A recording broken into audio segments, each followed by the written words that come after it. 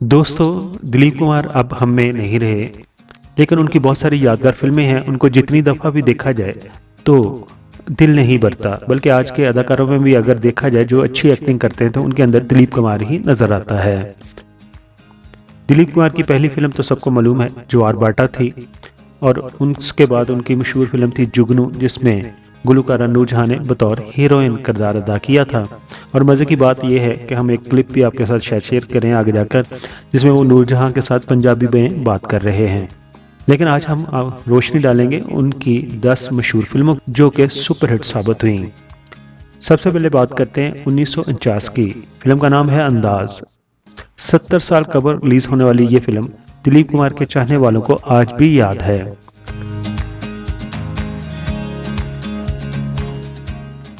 मुद्दई लाख बुरा चाहे तो क्या होता है, वही होता है जो मंजूर खुदा होता है।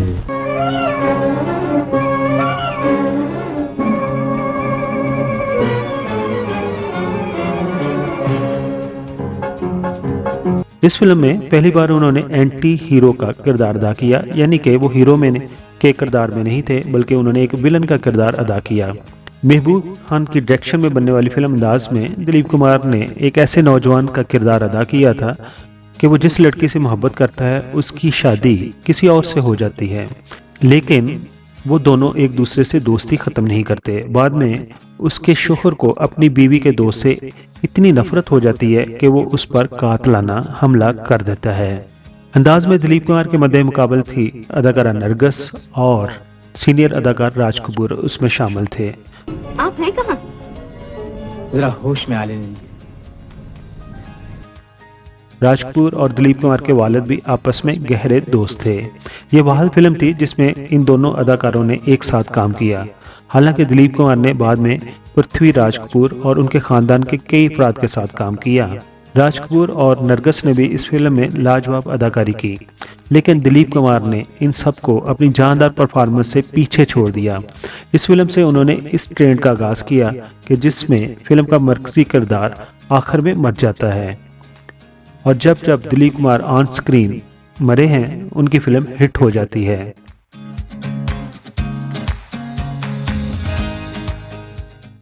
उन्नीस सौ 51 में एक फिल्म रिलीज हुई, दीदार। अंदाज के 2 बरस बाद ये फिल्म सिनेमा की जीनत बनी। इस फिल्म ने दिलीप कुमार को शहंशाह जज्बात बनाने में अहम किरदार अदा किया। इस फिल्म में वो पहली बार सुपरस्टार अशोक कुमार के साथ ऑन स्क्रीन नजर आए। इस फिल्म में उन्होंने एक ऐसे नबीना शख्स का किरदार अदा किया था जिससे उसकी मोहब्बत बचपन में सिर्फ इसलिए जुदा हो जाती है क्योंकि उसका ताल्लुक अमीर खानदान से होता है, और दिलीप कुमार का किरदार उसमें एक गरीब इंसान का था। फिल्म के अंदर ही बाद में उनकी बेनाई आ जाती है, लेकिन जब उन्हें पता चलता है कि इलाज करने वाले डॉक्टर की शादी उसी लड़की से तय हुई है जिससे वो मोहब्बत करता है, तो वो एक दफ़ा फिर अपने आप को अंधा कर लेते हैं। गाना खत्म हो गया। बड़ा दर्द है तुम्हारे गाने में कविता। दर्द का दूसरा नाम गाना है सरकार। मैं गाने की शक्ल में अपना दर्द ही गाया करता हूँ। शायद इसी फिल्म से मुतासर होकर पाकिस्तान में रंगीला ने भी एक फिल्म बनाई थी। 1952 की बात करें तो फिल्म का नाम था आन, और महबूब खान की डायरेक्शन में ये फिल्म बनी थी। ये बरसगीर में बनने वाली पहली रंगीन फिल्म थी। इसे आप अंदाज़ा करें कि इंडिया में 1952 में पहली रंगीन फिल्म बन गई, और पाकिस्तान के अंदर पहली रंगीन फिल्म 70 की दहाई में जाकर बनी थी। फिल्म आन एक एक्शन से भी भरपूर फिल्म थी, इसलिए इसको इंडिया के अलावा दूसरे ममालिक में भी रिलीज किया गया। फिल्म में दिलीप कुमार के साथ अदाकारा निम्मी, प्रेमनाथ और नादरा वगैरह शामिल थीं। इस फिल्म को बैरूनी ममालिक में रिलीज करने की वजह से दिलीप कुमार को बैरूनी दुनिया में खासी पहचान मिली।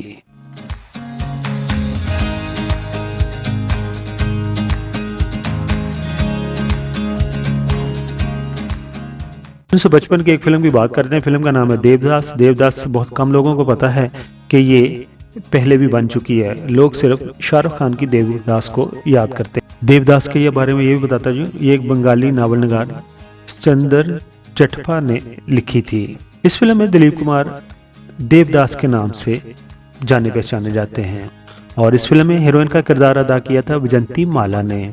जबकि अगर शाहरुख की फिल्म देखी जाए तो उसमें देवदास का किरदार शाहरुख ने और हीरोइन का किरदार अदा किया था ऐश्वर्या रॉय ने। अरे मारो, तुम इतनी रात के अकेली ही गई हो क्या?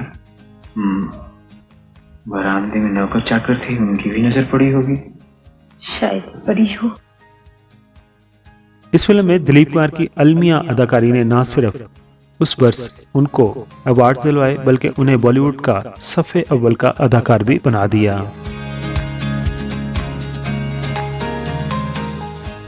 1957 की बात करें तो एक फिल्म रिलीज हुई थी नया दौर।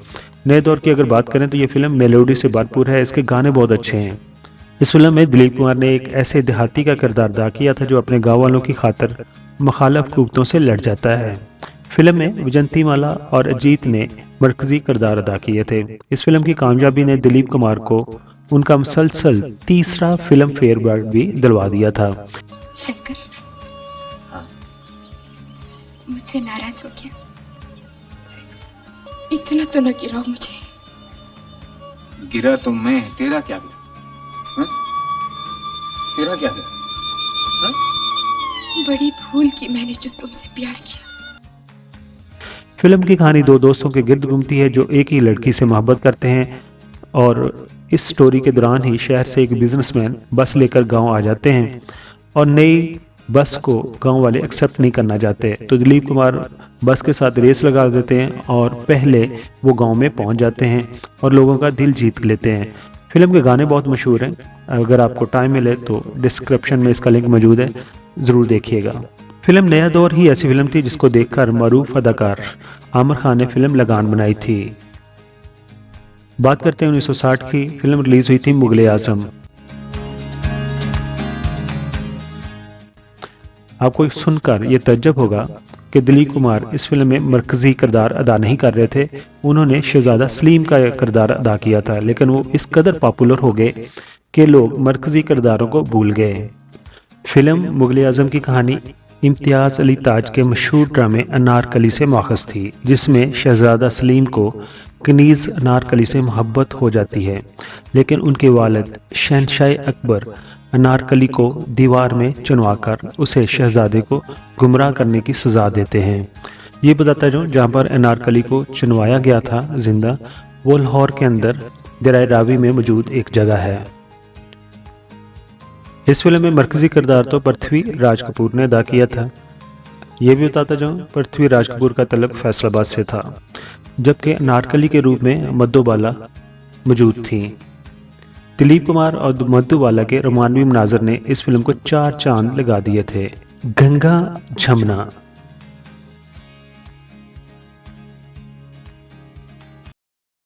दिलीप कुमार की यादगार फिल्मों की बात करें और गंगा जमुना का जिक्र ना हो, ये नामुमकिन है। इस फिल्म में वो पहली बार अपने सगे भाई नासिर खान के हमरा स्क्रीन पर नजर आए और एक ऐसे देहाती का उन्होंने किरदार अदा किया था जो जागीरदाराना निज़ाम और सालम समाज से लड़ने के लिए हथियार उठा लेता है।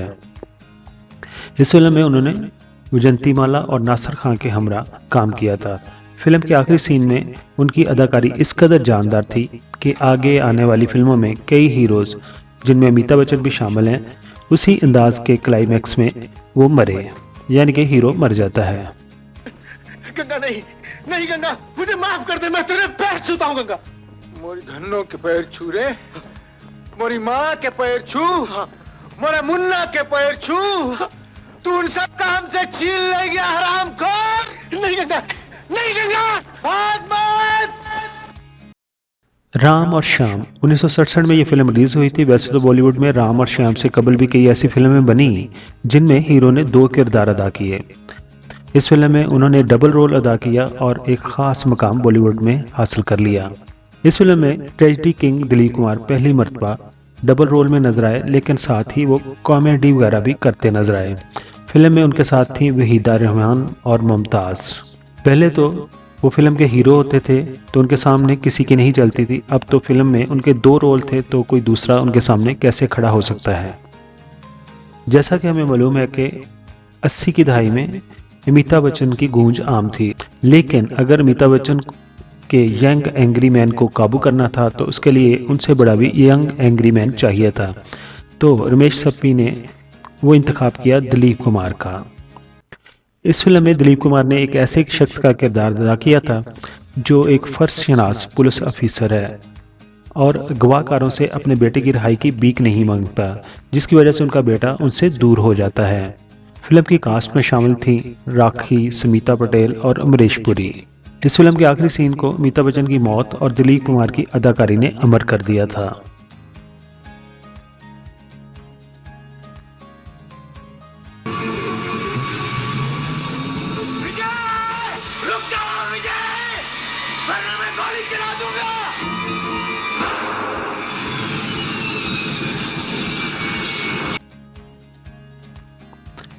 वेदाता 1982 में यह फिल्म रिलीज हुई थी। 80 की दहाई में दिलीप कुमार ने कई ऐसी फिल्मों में अदाकारी की थी जिनमें उनके साथ कई और भी स्टार्स मौजूद थे। ये भी फिल्म उसी कैटेगरी में आती है। इस फिल्म को डायरेक्शन दी थी सुभाष घई ने। इस फिल्म में दिलीप कुमार ने एक ऐसे रेलवे मुलाजिम का किरदार अदा किया था जो अपने बेटे की हलाकत के बाद एक जुराए पेशा ग्रुप का सरगना बन जाता है और अपने पोते की हिफाजत करता है। उनके पोते का किरदार नौजवान संजय दत्त ने निभाया था। इस फिल्म का एक डायलॉग बहुत मशहूर हुआ था जो संजय कुमार के साथ उनका ये डायलॉग था जिसमें वो कहते हैं कि जुबान को लगाम दो। इस पाप सागर में भला के शातिर और ज़हीन इंसान ही बच सकते हैं। वो होते बहुत कम है, जैसे कि बेकरार समंदर में नमक। दोस्तों, इसके अलावा बॉलीवुड में बहुत सारी ऐसी फिल्में जिसमें दिलीप कुमार ने काम करने से मना कर दिया था। उनमें एक फिल्म है मदर इंडिया। आज से तकरीबन 25-26 साल पहले 1992 में जब मुंबई में हंगामे हुए तो मुसलमानों को काफ़ी मार दिया गया था। उस वक़्त एक रिपोर्टर ने आपसे कहा था कि मुंबई जल रहा है, तो दिलीप कुमार ने कहा कि मुंबई नहीं जल रहा बल्कि मुसलमानों के घर जल रहे हैं। हमारे बाद इस महफिल में अफसाने बयां होंगे, हमारे बाद इस महफिल में अफसाने बयां होंगे। बहारें हमको ढूंढेंगी, बहारें हमको ढूंढेंगी, न जाने हम कहाँ होंगे। आपको ये रिपोर्ट कैसी लगी? अगर आपको ये वीडियो पसंद आई है, आपकी इन्फॉर्मेशन में इजाफा हुआ है, तो हमारे साथ जुड़े रहिए, हमें अपना प्यार दीजिए, अपनी मोहब्बत दीजिए और हमारे चैनल को सब्सक्राइब ज़रूर कीजिए।